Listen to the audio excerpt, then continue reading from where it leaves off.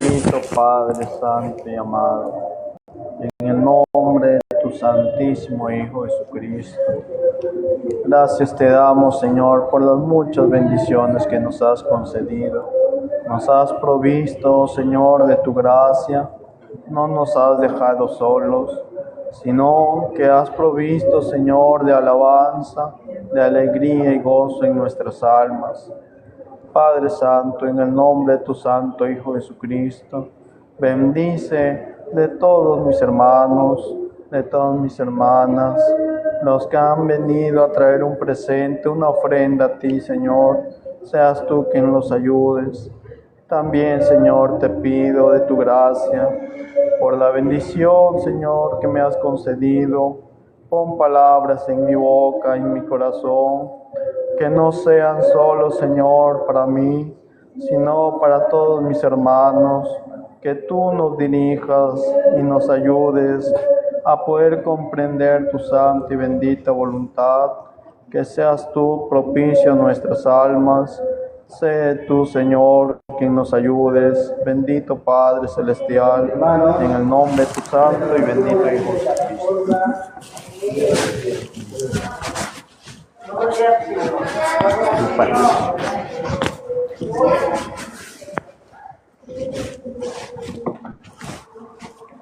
El deseo de mi alma es que la bendita paz y gracia que es en Cristo Jesús siga morando y reinando en cada uno de mis hermanos.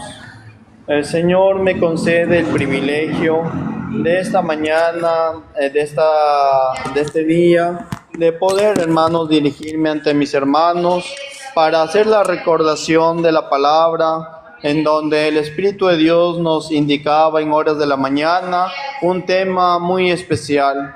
¿Por qué es especial? Porque el varón de Dios ha autorizado y ha indicado a través del Ministerio de Ortodoxia para que este mismo tema se lleve a todo el mundo, a todas las iglesias. Allá en el lugar más alejado, donde está el ranchito, donde quizás la ciencia ignora muchas cosas, pero allá también ha llegado este consejo. Y a nosotros, estando en la ciudad, el Señor nos ha también dado de la misma manera, de modo que no le falte ni al uno ni al otro, sino que todos seamos nutridos por la palabra santa de nuestro Dios. Dice, hermanos, la palabra para poder recordarla. Disculpen. Dice en el libro de Colosenses, capítulo 1, versículo 24. Libro de Colosenses, capítulo 1, versículo 24, que dice así: para la honra y la gloria del Señor.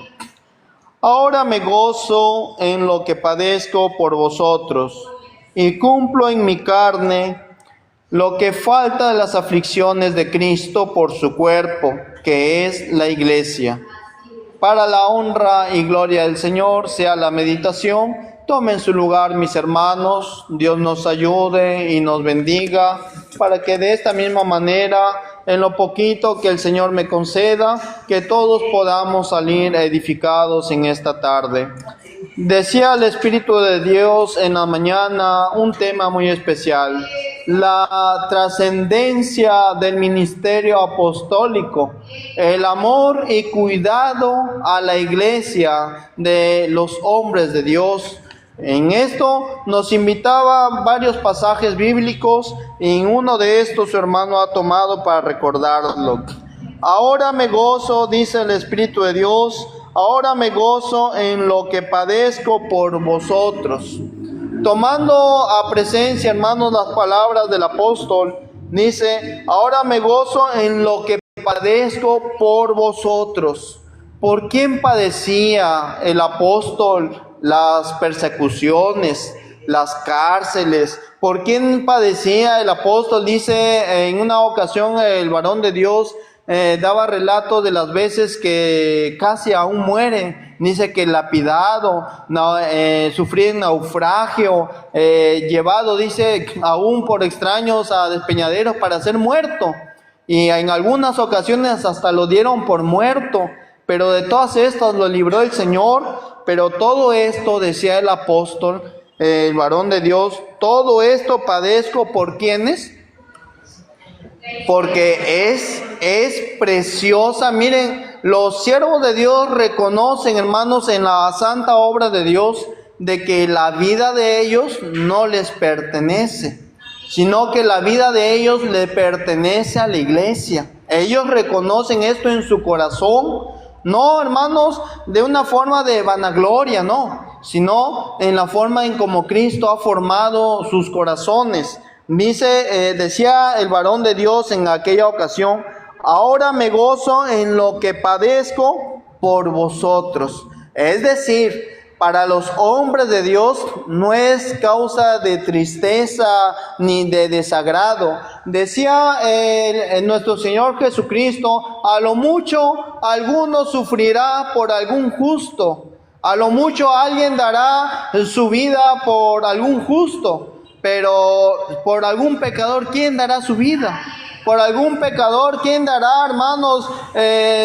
Dirá, pues yo voy a sufrir por aquel ladrón, yo voy a sufrir por aquel mentiroso. Ninguno. Pero sin embargo el Señor, Dios dice aún su vida, y no solamente Cristo. Los apóstoles de Jesucristo también lo hicieron en aquella bienaventuranza que Cristo les dejó a ellos de ser administradores de los misterios de Dios. Dice el Espíritu de Dios de que los apóstoles, el apóstol Pedro, el apóstol Juan, el apóstol Pablo, el apóstol Santiago y los demás apóstoles que nombra la Escritura, cada uno de ellos sufrieron por la iglesia, dándose a sí mismos en favor de ella. No lo hacían con tristeza, sino lo hacían ¿con qué? Con gozo. Lo hacían con alegría. ¿Por qué lo hacían de esta manera? Porque sabían a quién estaban, digamos, administrando. Sabían a quién estaban cuidando, por quién se estaban dando, que era por la iglesia, que es el cuerpo de nuestro Señor Jesucristo. Y decía el apóstol: y cumplo en mi carne, dice, y cumplo en mi carne lo que falta de las aflicciones de Cristo. Dice, y cumplo en mi carne lo que falta de las aflicciones de Cristo por su cuerpo, que es la iglesia. ¿En quién se manifiestan las aflicciones de Cristo que faltan? ¿En quién? En sus apóstoles. ¿Lo inventamos nosotros? No. Lo dijo el Espíritu de Dios hace casi 2000 años y lo vuelve a decir el Espíritu de Dios hoy en día. ¿Por quién, hermanos, son afligidos los siervos de Dios? Hermanos, por amor a la iglesia. ¿Por qué? Porque si fuera, hermanos, por causa de ellos, dijo el apóstol Pablo en una ocasión, pues si por mí fuera, quisiera ser yo igual que mis hermanos, ¿no es cierto? Ser anatema. Pero sin embargo, me es impuesta necesidad predicar a Cristo y a este crucificado. Es decir, el apóstol Pablo en su corazón, en sus sentimientos, él veía a sus hermanos que ellos lo rechazaban a él, sus hermanos según la carne, que lo rechazaban a él, y él quisiera él mismo ser anatema, decía el apóstol. Pero la bendición que había llegado a él era ser administrador de los bienes de Cristo. Entonces, en esa bendición, en esa autoridad, en esa potestad que él había recibido, le era impuesta necesidad, que si lo hacía de mala gana, pues ya le había sido encomendada la misión. Pero sin embargo el apóstol decía: yo lo hago con amor, yo lo hago con satisfacción, con plena convicción de que esto es para servir a nuestro Dios. Hoy en día, de la misma manera, el varón de Dios, hermanos, si fuera, digámoslo así, según la carne, pues ¿quién quisiera sufrir? ¿Quién quisiera padecer? el varón de Dios dijo en aquella ocasión: yo pensaba irme en un lugarcito alejado y ahí vivir mis días. Decía eso el siervo de Dios, pero cuando vino a él la voz de Cristo, cuando vino a él el llamado de nuestro Dios, y que le llamó y le dijo: ¿por qué me pides consuelo si tú has de consolar a mi pueblo? Vino, hermano, la manifestación de la gracia, y él, hermanos, al igual que los hombres de Dios, no ha rechazado la voz de su llamado, sino que ha obedecido conforme a la gracia que Cristo ha puesto en él. Entonces, ¿en quién se manifiestan las aflicciones de Cristo que faltan? En sus apóstoles. Y dice ahí que faltan las aflicciones de Cristo por su cuerpo, que es la iglesia. Bendito sea el Señor. Entonces, dice, pongámonos, dice, a pensar, ¿Cristo tiene necesidad de sufrir? ¿Cristo tenía necesidad de sufrir? No, dice ahí en la Escritura que el Señor, uno de sus discípulos agarró, dice, y le cortó la oreja a uno de esos oficiales que venían a apresarlo, y le reprende el Señor, le llama la atención, le dice: Pedro, el que a hierro mata, a hierro muere. ¿O no crees que yo pudiera llamar a mi Padre y mandaría legiones de ángeles para defenderme? Entonces, era, hermanos, en Cristo, Él tenía la autoridad y la potestad para ser librado de aquel dolor, sí, pero sin embargo, Él se ofreció a sí mismo por amor de nosotros, por amor de su pueblo, por amor de su iglesia. Entonces, ¿había necesidad de sufrir? No, pero sin embargo, Él lo quiso hacer por amor a cada uno de nosotros, por amor a su iglesia. ¿Por qué habían de creer, dice, en Él? Por la boca de ellos, de sus apóstoles. Él oró, dijo el Señor Jesucristo en aquella oración de 17 de Juan, hablaba el Señor: no te ruego solamente por estos, hablando de sus apóstoles, sino por los que han de creer en mí por la palabra de ellos. Entonces estaba el Señor exponiendo en aquella hermosa oración lo que iba a pasar y a suceder después de aquel momento, que iban a venir muchas almas a Cristo, iban a venir muchos pueblos a nuestro Dios, pero por la palabra, por la predicación de ellos, de sus apóstoles. De la misma manera, hoy con los apóstoles, quienes sufren y también se gozan en los triunfos, con los apóstoles de Cristo. En el tiempo antiguo, ¿quiénes eran los que sufrían con los apóstoles? Hermanos, sí, la iglesia sufría con ellos y la iglesia se gozaba también en ellos. De manera de que si los apóstoles eran apresados y afligidos, ¿quiénes sufrían junto con ellos?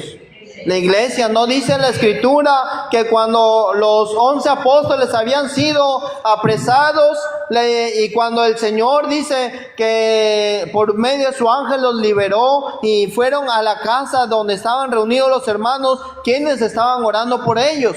La iglesia, los hermanos. Entonces la iglesia dice que abrió la puerta y se sorprendieron que tan pronto el Señor les había contestado sus oraciones. Es decir, la iglesia se afligía en sus aflicciones y la iglesia también se gozaba ¿en qué? En sus triunfos. De la misma manera, hermanos, en unidad perfecta, los siervos de Dios sienten lo mismo con la iglesia. ¿Por qué? Porque todos somos un solo cuerpo, como un solo hombre.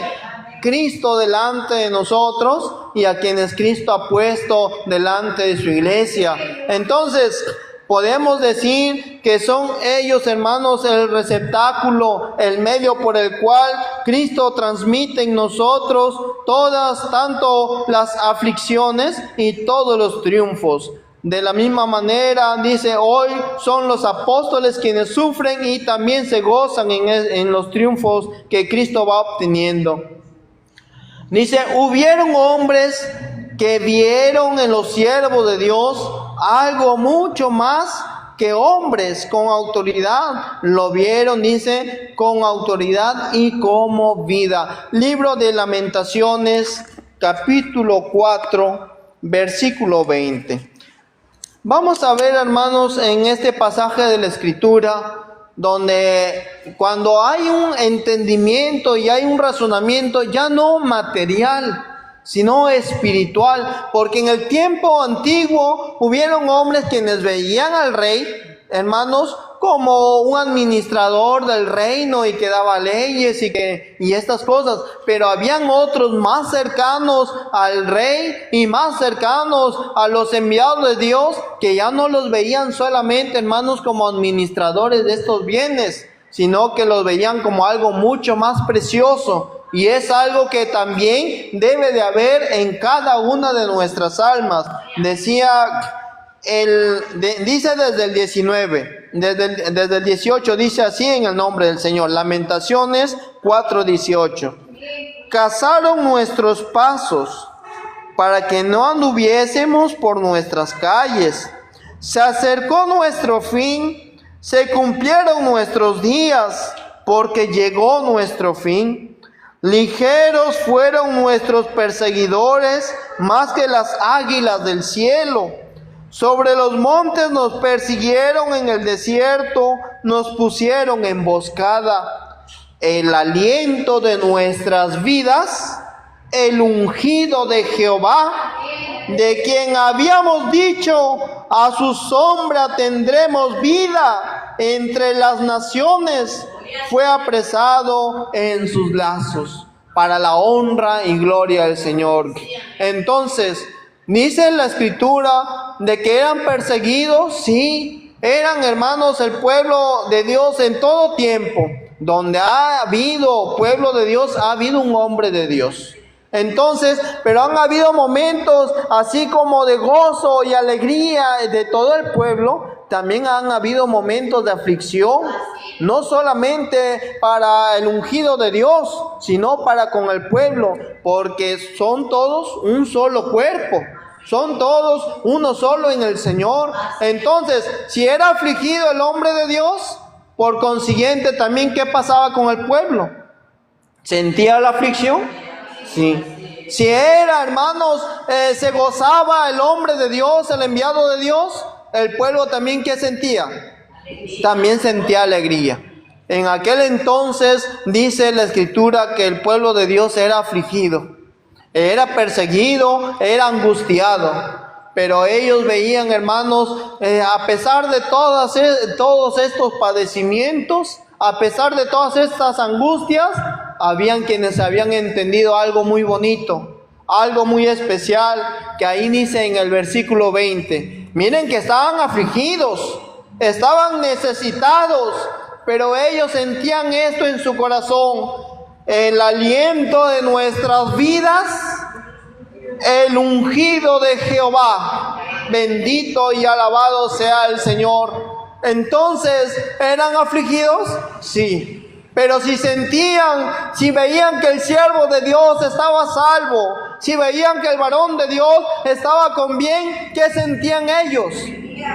Sentían, hermanos, vida. Sentían que aún su vida se extendía, sentían que aún había esperanza. Así también nosotros en estos tiempos. Si el varón de Dios, hermanos, está afligido, nosotros también nos afligimos con él. Pero si el varón de Dios sentimos que él está bien, que él está contento, que él tiene buenas noticias y va avanzando y va llegando a un momento en donde cantará victoria, también nosotros, ¿qué haremos con él? Cantar victoria. También nos gozaremos, porque diremos, al igual que aquellos hombres entendidos, el aliento de nuestras narices, el ungido de Jehová, bendito y alabado sea el nombre de nuestro Señor. A ver, ¿De quién fue hecho ministro el apóstol?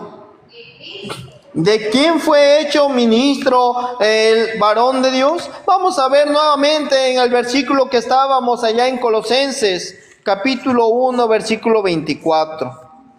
Porque ahí nos relata el varón de Dios, nos relata lo que estamos hablando en este momento. No es invención nuestra, no es algo nuevo para el pueblo de Dios. Es algo que siempre ha estado presente en la amada iglesia de Cristo, en donde ha habido pueblo de Dios, siempre ha estado presente, hermanos, la autoridad de quien Dios ha enviado. Dice, ahora me gozo en lo que padezco por vosotros y cumplo en mi carne lo que falta de las aflicciones de Cristo por su cuerpo, que es la iglesia, de la cual fui hecho ministro. Dice, de la cual fui hecho ministro, según la administración de Dios que me fue dada para con vosotros. Bendito y alabado sea el Señor. A ver, ¿de quién fue hecho ministro el apóstol? El varón de Dios. Dice, de la iglesia, que también es el cuerpo de Cristo. ¿A quién puso el Señor como ministro en la iglesia? A su apóstol, a sus enviados. En la antigüedad habían 11, luego el Señor llamó a otro llamado Pablo. Entonces, y en la antigüedad el Espíritu de Dios llamó a apóstoles y los puso al cuidado de ¿quiénes? De la iglesia, que es el cuerpo de Cristo. Entonces, dice allí el Espíritu de Dios, de manera que de este entendimiento nace la importancia y cuidados que el apóstol de Jesucristo tiene por la iglesia. De este entendimiento, hermanos, de que ellos son administradores, dice, de la cual fui hecho ministro, según la administración de Dios que me fue dada para con vosotros. A ver, el Espíritu de Dios nos dice, de Dios es la iglesia, de Cristo es la iglesia. Entonces, ¿pero a quién pone el Señor delante de la iglesia? A sus apóstoles. ¿Para qué los ponen? Para, hermanos, en el mundo sucede de que ellos ven, el hombre ve, de que cuando alguien está delante de la iglesia, de un lugar, delante, digámoslo así, del pueblo, y si vamos a ver de las iglesias de los hombres, ellos lo ven a ellos como para que se enseñoreen. Ellos lo ven así, pero en el pueblo de Dios no sucede esto. En la iglesia de Jesucristo, los hombres de Dios no están para enseñorearse, no han sido puestos por ellos y nunca hemos visto estas cosas. Ellos han sido puestos para cuidar de la iglesia de Cristo, para dirigirnos, para instruirnos, para corregirnos, si aún así es necesario, y aún para reprendernos si así hiciera falta. De manera que nosotros, el pueblo de Dios, hemos visto a los siervos de Dios siempre con aquel hermoso cuidado. Veíamos, hermanos, a los que pudimos conocer, al hermano Samuel, al varón de Dios, hermanos, con ese cuidado. Decía el Espíritu de Dios en la mañana, los médicos le decían al varón de Dios, descanse. Y yo también escuché ese mismo testimonio en Guadalajara. Descanse, señor Samuel, descanse. Váyase allá a una isla, váyase a despejar la mente, a un rancho, pero aléjese de todo esto, porque estas cosas lo afligen, estas cosas lo preocupan. Entonces, ¿y el varón de Dios qué decía? ¿A dónde iré? Si donde yo voy, la iglesia va conmigo, porque están ¿en dónde? En mi corazón. Hoy también el varón de Dios está en aquel lugar, el apóstol de Jesucristo, hermanos, está en aquel lugar, pero él no se siente solo. No, él siente que alguien más está con él. ¿Quiénes están? La oración de millones de almas. Hermanos, la oración de millones y millones de almas que en Cristo Jesús, hermanos, estamos unidos.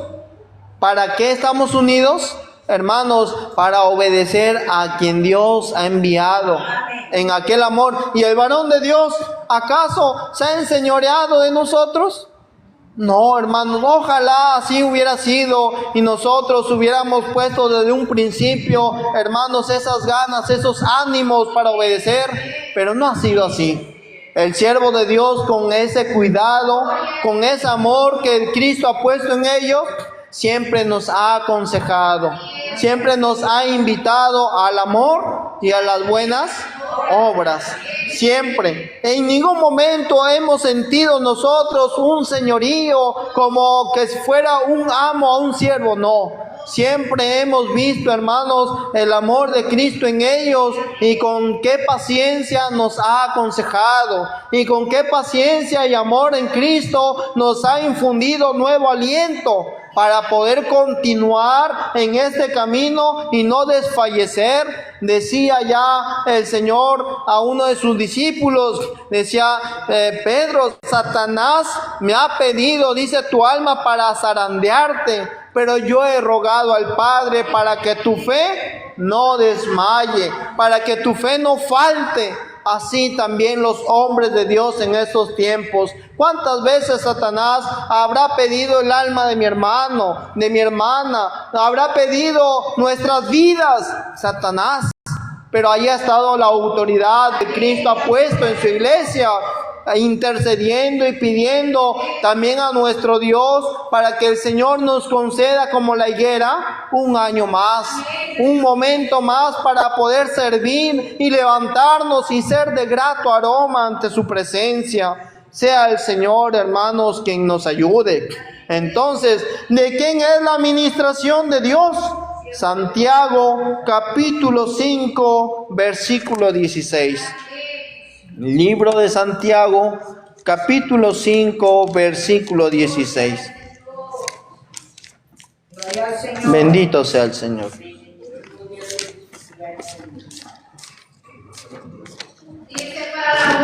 Amén.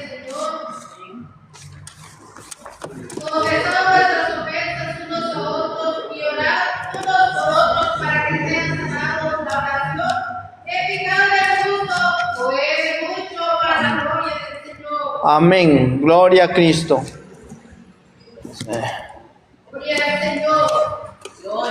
Gloria al Señor. Dice así en el nombre del Señor. Confesaos vuestras ofensas unos a otros y orad unos por otros para que seáis sanados. Dice, la oración eficaz del justo puede mucho. Viene aquí, hermanos, la tristeza del hombre, del mundo. Dice el hombre en su vano entendimiento, en lo que ellos no han entendido, porque dice el hombre en soberbia, dice no, porque no hay justo ni aun uno, así dicen ellos. Y eso dice la Escritura también, lo dice, pero lo dice para el incrédulo. Lo dice para aquel que no conoce a Dios. Porque si tú volteas al incrédulo y al que no conoce a Dios, vas a escuchar estas mismas palabras. No hay justo ni aún uno. ¿En medio de quiénes? En medio de ellos. Pero en el pueblo de Dios, ¿siempre han habido justos? Sí. En el pueblo de Dios, ¿siempre han habido hombres santos de nuestro Dios? Sí. Vino Satanás delante del Señor, hermanos, con gran arrogancia y dijo, vengo de sojuzgar la tierra, dice, y veo que todos los hombres son malos, todos los hombres son malvados, decía Satanás, no hay justo. Entonces vino el Señor, hermanos, y le dijo, ¿no has visto a mi siervo Job? Varón santo, recto y justo. Hermanos, ¿en quién se gloriaba nuestro Dios?